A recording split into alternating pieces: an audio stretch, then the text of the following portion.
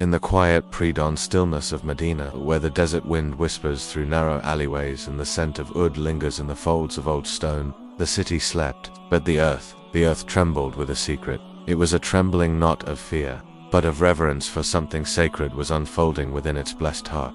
The minaret stood in solemn prayer, shadows stretching across the golden sands, and in the hush before the Fajr call, the air shimmered with the weight of unseen presence, the kind of stillness that comes before rain on dry land, or revelation upon the tongue of a prophet.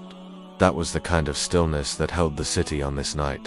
Among the humble homes of worshippers and seekers, in a dimly lit zavia tucked away near the heart of the city, a man sat in deep prostration, his forehead pressed to the earth as though he were melting into it, as if surrendering every last breath to the will of Allah. He had been there for hours, unmoving. His only motion was the rise and fall of his chest, carrying the zikr of 1,000 lovers of God. That this was no ordinary man. They called him Ahmad, but among the seekers, among those who could see with the eyes of the soul, he was known as the inheritor of spiritual flame, the one whose heart had caught fire from the lamp of the Prophet.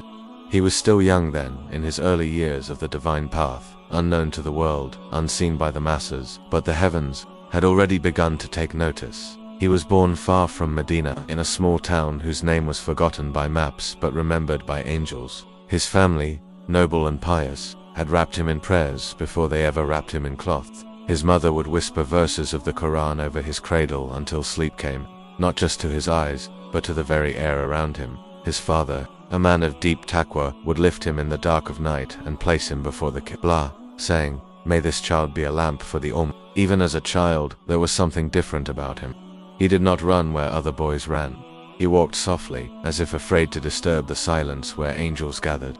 His eyes held the gaze of someone who had seen more than the world allowed, and when he recited the Quran, even the birds seemed to pause mid. Scholars would visit and speak in riddles of fiqh and hadith, but the boy would sit in silence, gazing beyond them, listening not just with ears, but with the heart. It was not knowledge that called him, it was yearning that as he grew, so did the fire within it. He longed not merely to know about Allah, but to know Allah, to feel Him in the breath, in the silence, in the beating of his heart. He began to seek out the Awliya, the hidden friends of God who walked unnoticed among men. He would travel from village to village, city to city, sometimes going days without food, just to sit for a moment at the feet of a man who had once caught a scent of the divine dot.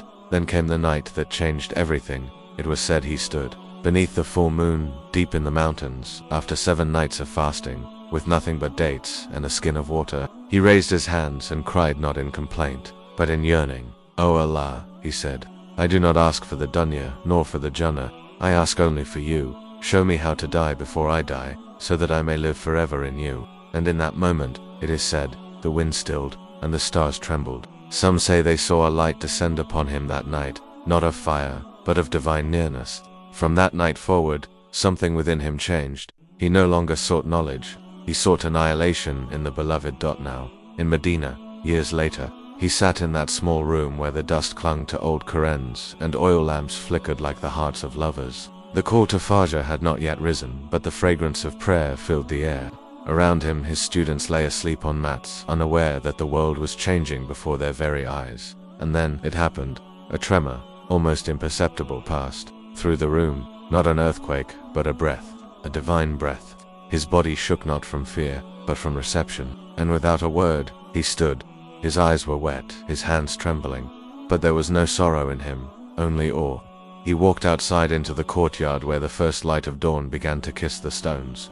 He raised his hands toward the sky and whispered a verse from Surah Al-Ahzab. "Indeed, we offered the trust to the heavens and the earth and the mountains, and they declined to bear it and feared it. But man undertook to bear it." And as he recited, tears fell not just from his eyes, but from the skies. From that day forward, his name began to rise like incense, slowly, softly, until the whole city began to whisper of the man who shocked the scholars in Medina, not with arguments, but with tears.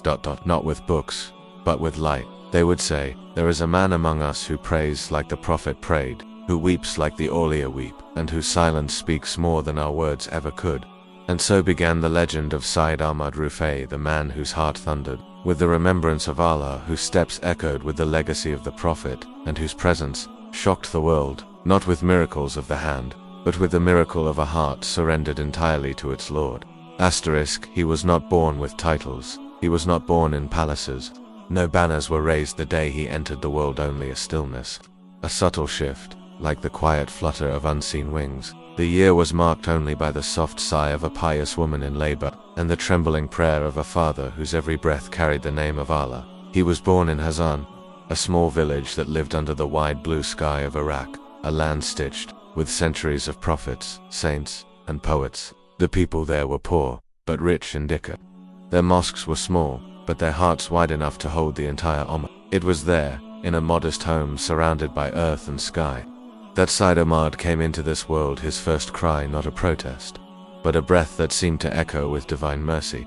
His father, Sayyid Ali Abu al-Hasan, was a man whose presence brought calm to every gathering, a direct descendant of Imam Musa al-Qadam, the seventh Imam from the line of the Alawal Bayt. He carried not just lineage, but light. His mother, Fatima bint Abu Fadl, was a woman of deep spirituality and silence. She was known to fast more days than she ate and weep more in sujud than she spoke in the world. She would say, "I want a son who will not belong to me, but to Allah."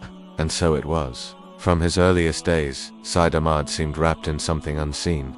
As a toddler, he would raise his hands toward the sky in the middle of the night, mimicking his mother's tahajjud. Neighbors would often find him sitting under the date trees, his eyes closed, whispering to himself words far too heavy for a child's tongue. Some thought him odd, others thought him touched by barakah, but his mother simply kissed his forehead and said, "Let him speak to the one who hears him best." At the age of 7, he had memorized the Quran not just with his tongue, but with his tears.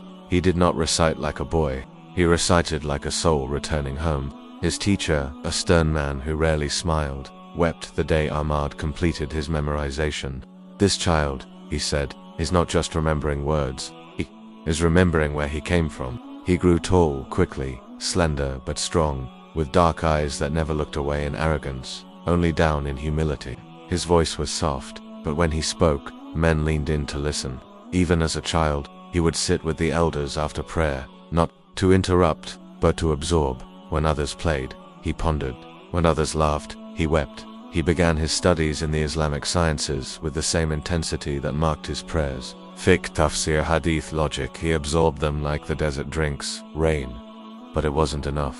He would close his books and stare out at the mountains and whisper, "This is knowledge of the tongue, but where is the knowledge of the heart?" And so began his journey, not away from knowledge, but deeper into it. By the age of 18, he had already studied with the leading scholars of Basra, Baghdad, and Wasit. They praised his intellect, marveled at his memory, and envied his discipline. Yet none of that satisfied the fire that grew in his chest.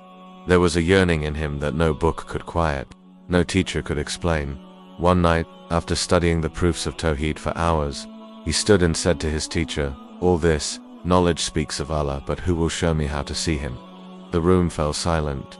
His teacher, a learned man with years behind him, closed his book and looked at him. "You are asking the question of the Awliya, go find them." And so he did. He began traveling not as a student chasing certificates, but as a lover chasing a scent. From town to town, he sought those whose hearts had touched the divine.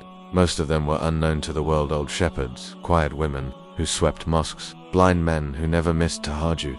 They taught him not with lectures, but with silence. They taught him how to eat little, speak less, and remember constantly. They taught him how to wash his heart before his limbs, how to make his breath a tasbih. He once sat for 40 days in Kalwa solitude, with only water and olives, repeating the name Ya Hayyu Ya Qayyum until it no longer came from his mouth, but from his very being. He said that during those days, the walls of the room began to weep with him, and he felt the veils between this world and the unseen begin to thin. He learned to cry not from sorrow, but from yearning. He learned to love not for pleasure, but for purification. He began to walk barefoot, wear coarse wool, and speak only when necessary, but none of it was for show. In fact, he avoided gatherings and fled from praise. He once said, if they knew the real me, they would throw stones. But Allah hides our faults with His mercy. People began to notice, not because he tried to be noticed, but because light cannot be hidden for long. The sick would be cured in his presence, not because of him, but because of the sincerity of the doer. He whispered behind closed doors. Orphans would stop crying when he touched their heads. Animals would follow him without reason. And yet, he remained silent, humble, afraid not of people, but of pride. One night he saw the Prophet Muhammad in a dream. The beloved of Allah looked at him with tenderness and said, Ahmad, serve my Ummah with your tears. Call them not with your tongue but with your heart. He awoke trembling, and from that moment onward, he gave up all desire for position, all ambition for recognition. He became a servant. He would clean the shoes outside the masjid, carry water to widows, bury the unknown dead with his own hands. When asked why a man of his knowledge was doing the work of slaves, he would say, was not our Prophet the slave of Allah before he was the messenger of Allah? He attracted students not by advertising, but by living. They would come to him hoping for lectures, but he would hand them brooms and dates. Clean your hearts before you seek to fill them. He would say, some left, unable to bear the simplicity. Others stayed and wept, discovering in his silence what they never found in books. And in all this, his love for the Prophet grew until it consumed him. He would weep upon hearing the name Muhammad. He would refuse food if he thought it might cause him to miss even a moment of salawat. When asked why he never married, he said, I am already in love with the one whose dust is more precious to me than paradise. He once walked for weeks just to reach Medina barefoot and fasting, refusing to enter the city until he had spent a night crying outside its gates. When he finally entered, he went straight to the Rawda of the Prophet and collapsed. Witnesses say he remained inside her for hours, whispering one sentence, Ya Rasulallah, I have brought nothing but my need. It was in that city, under that green dome, in the presence of the beloved, that the world would begin to hear of Syed Ahmad Rufai. But his story, as all sacred stories, did not begin with fame or recognition. It began with a mother's dua, a father's tears, and a child's heart that could not bear to be distant from Allah. The hearts of saints do not thunder with worldly ambition, they tremble with yearning, and Syed Ahmad Rufai's heart was no exception. As he walked deeper into the fire of divine love, something began to awaken within him. It wasn't magic, it wasn't spectacle, it was a purity so intense, so empty of self, that the light of the unseen began to pour into him as naturally as water into an empty cup. He never claimed miracles, he never sought karamat, but where hearts are cleansed and tongues weep with dhikr, the veil between the heavens and the earth begins to grow thin. That it began, as many divine gifts do, in silence. One evening, deep in the forests near Wasit, he was sitting alone by a riverbank. The sun had just dipped below the horizon, painting the sky with strokes of crimson and gold. He was in dhikr, the name of Allah rolling off his tongue with every breath, like the rhythm of waves against the shore. He had been fasting for 3 days, drinking only water from the stream and eating wild dates he found scattered near the trees. Suddenly, a deer approached him, not with fear, not with caution, but with familiarity. It stood beside him, quiet and still, as if drawn to the stillness within him. He opened his eyes and gently placed a hand upon its head. The deer did not flee, it rested beside him, lowering its head on his lap like a child returning to its mother. And in that moment, Ahmad whispered, even the creatures of the earth long for the nearness of their creator. When he returned to the Zawiya, some of his students noticed that birds had begun to gather near his room. They would rest on the windowsill as he made dhikr, sometimes remaining there through the night. One student once counted over 20 doves, perched in a circle around him during his night prayers. He never spoke of it, he never explained it. Because for him, this was not miraculous, it was natural. He would say, when the heart forgets the world forgets to fear you. But there were greater events, stranger moments that no silence could hide. One winter, a plague struck the surrounding villages. People were dying in large numbers, coughing blood, unable to breathe, entire families taken in days. The people of his town begged him for dua. He did not hesitate. He walked from house to house, nursing the sick with his own hands, feeding orphans, wrapping the dead for burial. And yet, not a single person in his Zawiya fell ill. The people began to whisper. Some claimed he had the dua of Dawood, that Allah had placed a protection around him. Others claimed they saw light emanating from his hands as he placed them on the foreheads of the dying. But Ahmad would only say, there is no cure but Allah, and no servant can protect, unless the Master has written mercy. Then there was the day the flood came. It had rained for 5 days, relentless, heavy, unnatural. The river swelled beyond its banks, drowning fields and homes alike. Panic spread, people climbed rooftops. Children cried for help, men wept for what they could not save, and in the middle of that chaos, Syed Ahmad Rufai walked into the water scum. Barefoot, wrapped in a single woolen garment, the water reached his knees, then his waist. Still he walked, reciting Ayat al-Kursi, his voice like a song that parted the panic. Witnesses say that wherever he walked, the water would stop rising. One man swore he saw the current split around him. refusing to touch his body. When he reached the center of the flooded square, he raised his hands and said, "Ya Rabbi, we are helpless. If you destroy us, you destroy those who remember you. And if you save us, it is only by your mercy, not our worth." The rain stopped. The clouds broke. And by nightfall, the waters had receded. The villagers declared him a miracle worker, but he wept when they said this. He wept and retreated into seclusion for 3 days. When his students begged him to return, he said only, "Praise is a fire. It either purifies or burns. Leave me until my heart has cooled." Yet, despite his humility, miracles continued to unfold around him, subtle, quiet, wrapped in the cloak of sincerity. A man once came to him, blind from birth, poor, bitter. "If your prayers are so powerful," the man spat, "then ask your Lord to return my sight." Syed Ahmad did not reply in anger. He simply smiled, placed his hands over the man's eyes, and whispered a dua only Allah heard. When the man opened his eyes, he fell to the ground, screaming not from fear, but from awe. I can see the world, I can see ... He wept. Ahmed knelt beside him and said, "Do not thank me. Thank the one who sees us even when we are blind." But not all miracles were outward. Some were deeper transformations of the soul. There was once a thief who came to rob the Zavia. He entered at night, creeping past the prayer mats, searching for coins or valuables. But before he could take a step further, he froze. There, in the dark, was Syed Ahmad praying. His voice filled the room, soft, breaking on the edges of weeping. "O Allah, if you turn me away, where shall I go? If you abandon me, who will hold me? I am the son of sinners, the brother of the broken. But I carry your name in my chest. Do not shame me, Ya Rahman." The thief collapsed. He dropped his knife, fell to the ground, and wept like a child. The next day he shaved his head, took bay'ah at Ahmed's hands, and never returned to his old life. When asked what changed him, he said, "It wasn't fear, it was love. I heard a man cry like a slave, and I wanted to serve the master he wept for." It was this power, this ability to melt hearts that made Syed Ahmad Rufai more dangerous to the arrogant than any sword. He once walked into a masjid where a group of scholars were debating theological points. They argued, raised voices, quoted books. Syed Ahmad said nothing. He simply sat in a corner and began to recite Ya Latif with his breath. Within minutes, the room fell silent. One by one, the scholars began to cry. One tore his notes, another collapsed inside her. When asked later what had happened, they said, "It was as if the room filled with the presence of Allah's mercy. None of us could speak. We remembered who we were, and who we had forgotten." But through all of this, Syed Ahmad never claimed station, never claimed sainthood. When someone asked if he was a wali, he replied, "A wali? I am only a fakir begging at the gate of my Lord. If he opens, I enter. If he closes, I sleep outside in hope." One of his greatest miracles was his relationship with the Prophet. He would often see the messenger in his dreams, but sometimes he would see him awake.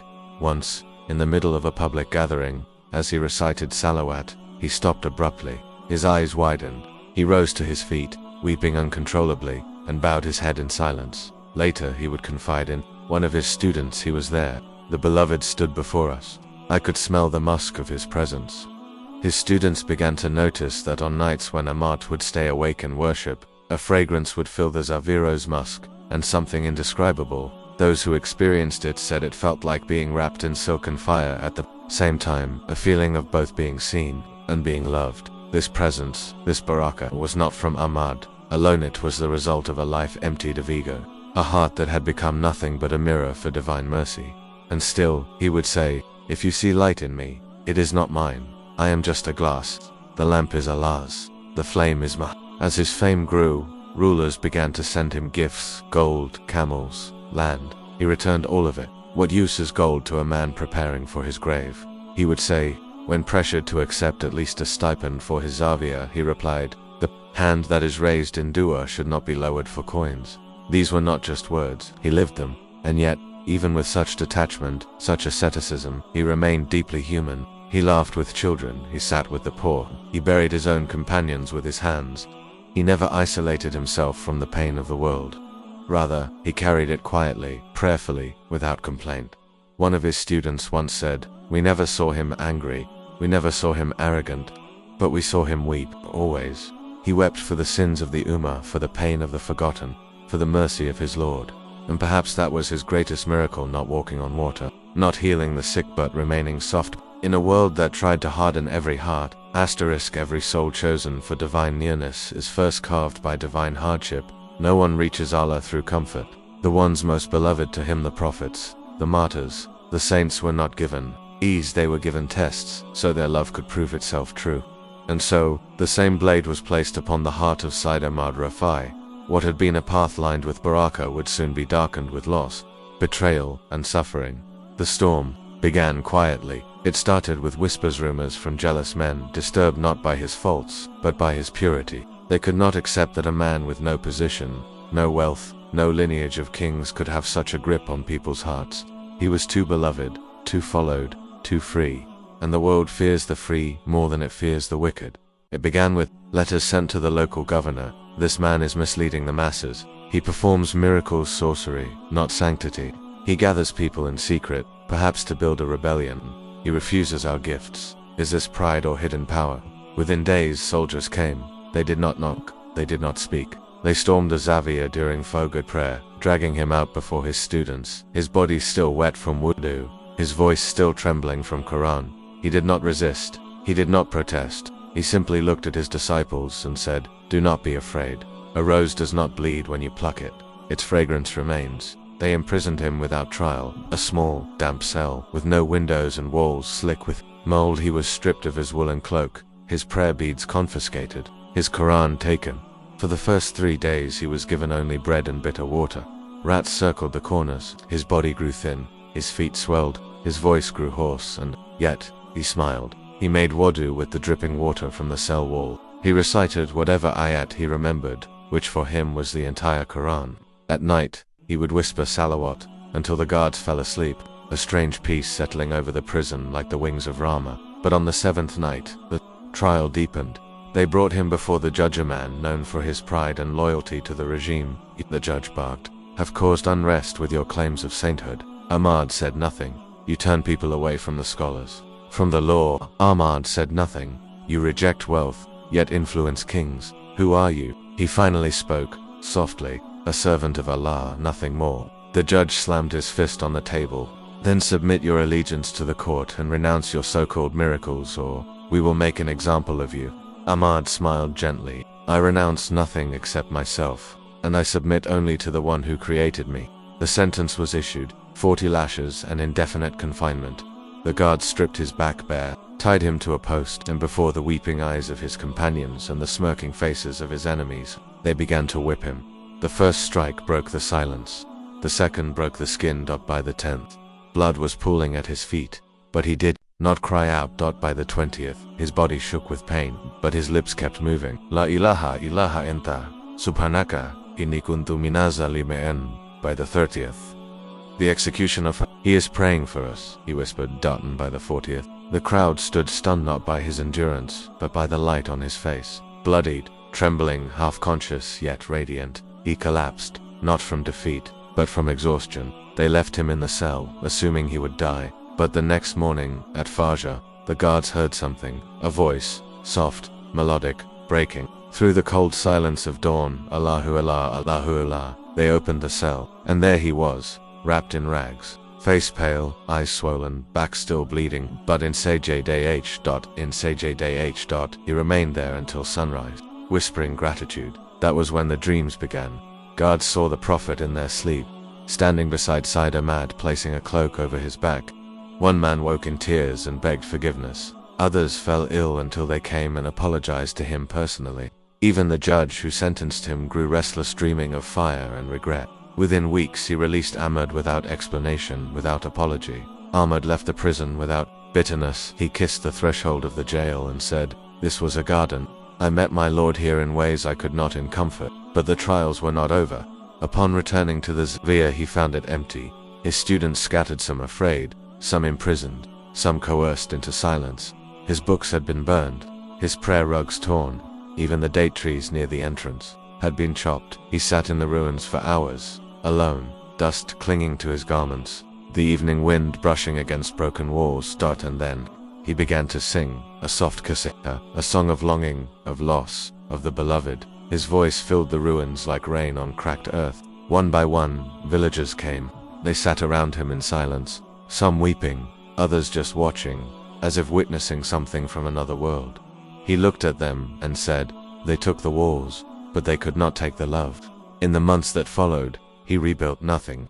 Instead, he sat beneath a tree, day after day, welcoming anyone who came. No lectures, no rituals, just presence, just love. People brought food, water, their sorrows. He fed them, prayed for them, listened, and slowly, they returned. One by one, his students came back, some limping, some broken, some ashamed. He embraced them all. No blame, no rebuke, only tears. "You are not my followers," he said. "You are my limbs. And when the body hurts, it must be patient with itself." But the greatest trial came not from pain, but from praise. As his fame grew again, this time across regions, more rulers sent for him, more crowds gathered. Poets began writing of his miracles. Kings offered him land to build zavia. Sultans invited him to courts. One prince even offered his daughter's hand. Ahmad refused them all. He would sit in the middle of a field, surrounded by hundreds, and still say, "Do not build a shrine around me. Build a prayer within yourself." He knew the real test of a soul wasn't in pain, it was in power. He said once, "A hungry man cries out to Allah, but a praised man, he must cry louder, for pride is more deadly than starvation." He spent his last trial in Medina in silence, away from the world, whispering in the Prophet's masjid, weeping for the Ummah, praying for forgiveness, not just for himself, but for those who hurt him, betrayed him, abandoned him. When asked why, he said, "How can I face Rasulallah if I carry even a drop of hatred?" And perhaps that was the deepest truth of all. His trials did not harden him, they emptied him, until only love remained. It was in the final stretch of his life that the unseen unveiled itself with a force that left both friend and skeptic silent. City of Medina had embraced him quietly. He did not arrive like a guest, he arrived like a lover returning home. His feet, cracked and bruised from years of travel and fasting, touched the earth of the Prophet's city with trembling reverence. He paused at the edge of the city walls, took off his sandals, and wept not because he was tired, but because he was finally near him. "Ya Rasulullah," he whispered, forehead pressed to the ground, "I have come with nothing but my need. Let me sit at your door until the day of judgment." It was there under the green dome, beside the blessed Roda, that Syed Ahmad Rufai entered a new chapter. One not defined by tests, but by unveiling. Not by hardship, but by proximity. Would spend hours in prayer near the Roda, whispering salawat until his voice would break. Sometimes, he would pause mid-recitation and look toward the Qibla with such awe that those watching felt as if they too could see what he saw. And then it happened. It was during a gathering of his disciples in Medina, a gathering not announced, but drawn together by hearts that could feel the barakah of his presence. A group of scholars, seekers, and wanderers had come, sitting around him under the soft light of the moon. They were reciting together, a chorus of voices chanting, "Allahu, Allahu, Allahu Haq." The air grew still. The rhythm slowed. The stars above seemed to lean closer, and then Syed Ahmad raised his hands, not like a man making dua, but like a soul surrendering. He stood, trembling, face lifted toward the heavens, eyes wet with tears, and in a voice that carried both thunder and mercy, he began to recite an impromptu qasida supplication, so deep, so soaked in love, that every listener broke into sobs. "Light of Medina, O mercy of the worlds, my sins are mountains, my heart is ash, but I bring them all to your door. Let me burn if I must, but not far from your fragrance." And then he fell into sujud, a sujud that did not last seconds, but hours. When they tried to lift him, he did not move. When they whispered his name, he did not answer, but his body still breathed, his heart still beat. And when he finally rose, his face was radiant. "My soul," he said, "has seen him." No further explanation, no boasting, only silence and tears. From that day on, those around him began to witness things that words could not contain. He would speak to people before they asked their question. He would remind strangers of sins they had never told anyone. He would enter a gathering and hearts would weep without knowing why. A man once came to test him, a famous scholar who had written volumes on Aqidah. He approached with arrogance, prepared to humiliate this dervish with intellect. But when he sat before Syed Ahmad, the sheikh only looked at him and said, "Your heart is thirsty, but your mind keeps offering it dust." The man collapsed, That night he tore up years of argument and spent the rest of his life in Dhikr. One of the most astonishing moments happened during a visit to the masjid of the Prophet. Syed Ahmad stood facing the Rada, surrounded by followers. He began reciting Darood Sharif, slowly, softly, and then his voice broke. He stopped. He took 3 steps back, and with trembling lips he said, "He is here." Those around him felt it. A wave of warmth, a fragrance of roses and musk, a silence that wrapped the soul in awe. Some began to cry without understanding why. Others dropped to their knees. One man fainted. He did not claim to see with his eyes, but everyone present knew. The Prophet had honored that moment with his spiritual presence. After that, stories spread. People from all corners of the world began arriving in Medina just to sit near Syed Ahmad. But he did not speak much. He did not teach in traditional ways. He would often sit in silence, sometimes smiling, sometimes crying. When asked what lesson he was teaching, he replied, "Silence is the veil between Allah and the world. If you tear it with ego, you will hear only yourself. But if you protect it with dhikr, you may hear your Lord." One afternoon, during a gathering under the open sky, a man brought his dead child, wrapped in cloth, lifeless. With trembling hands he placed the body before the sheikh and said, "I do not know why I came here, only that I could not bury him yet." The crowd fell silent. Syed Ahmad looked at the small form. He closed his eyes, placed his hand gently over the cloth, and whispered, "Ya Hayyu Ya Qayyum." If not for this father, then for the one who buried his own son and still smiled in love. "Of you," the child moved. A gasp filled the air, tiny fingers twitched. The boy coughed, then cried. The father collapsed. The crowd erupted in takbir, but Ahmad stood silently. Tears streamed down his face, not from pride, but from shame. "Ya Allah," he whispered, "do not let them forget that even is a ass healed by your leave." It was this balance between awe and humility, power and surrender that defined the peak of Syed Ahmad Rufai's journey, and the final sign came not from a miracle of the body, but of the soul. On the 22nd night of Rajab, as the moon hung low over Medina and the streets were quiet with sleep, Syed Ahmad called his closest companions. He looked at each one with deep tenderness. "My time has come," he said, "but do not cry for me, for how can a lover weep when summoned by the beloved?" He requested they place his head facing the Roda. He made wudu with trembling hands, prayed to rakat of tahajjud, though his body shook with weakness, and then he lay down. He began to recite, "Inna lillahi wa inna ilahi raji'un." "O my Lord, I come to you not as a saint, but as a beggar. If you turn me away, where shall I go?"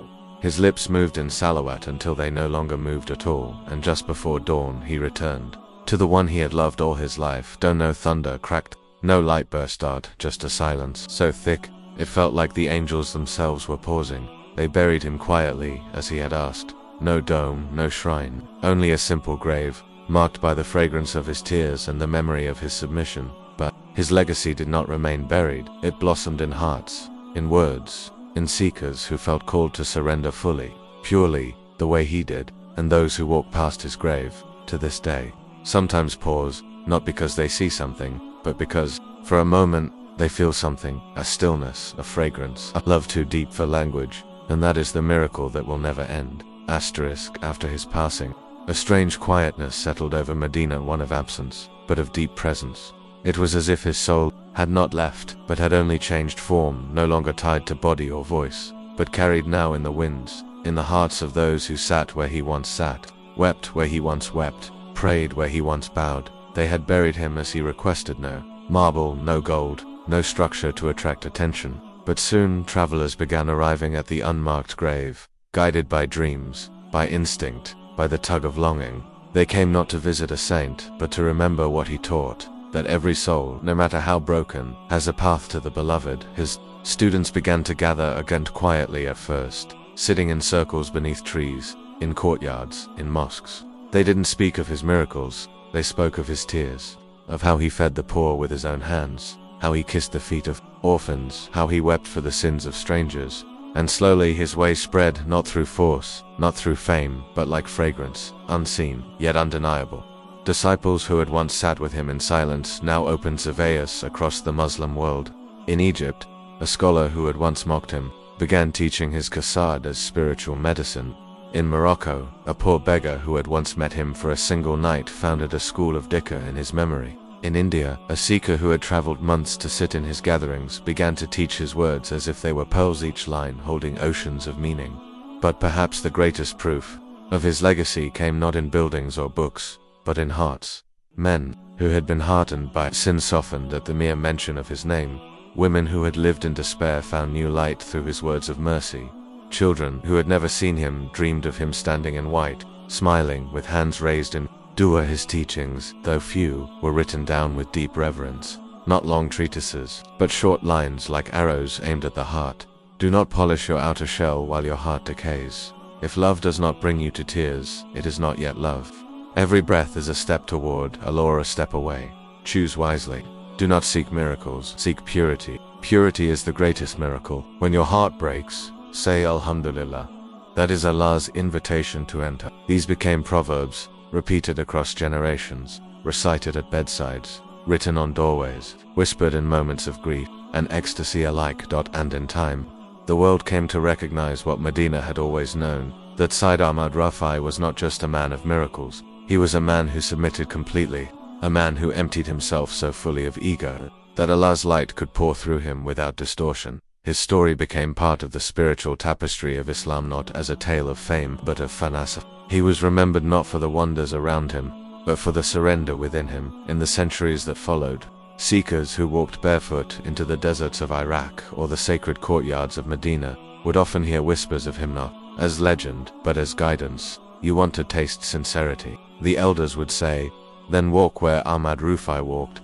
Fast like he fasted, love like he loved, pray like you are nothing, and expect nothing but Allah. Even today, his presence lingers, not in statues, not in monuments, but in that quiet voice that rises inside a soul when it chooses patience over pride, when it bows inside her and says, Ya Allah, I am yours. That is his legacy, and it will never fade. So now, dear listener, pause. Let your heart sit still with what you've just heard. This was not the tale of a man chasing titles. This was the life of a servant who ran from every worldly need. Allah clothed him in one that echoed through the heavens, the one who gave everything to return to him.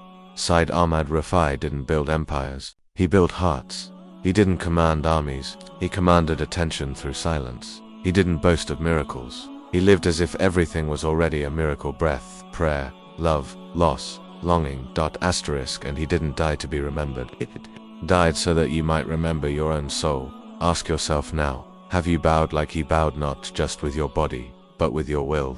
Have you wept in the night, not because of fear, but because your love for Allah left no other language? Have you loved the Prophet with such intensity that his name brings tears, not just lips that move? If not, let this be your beginning.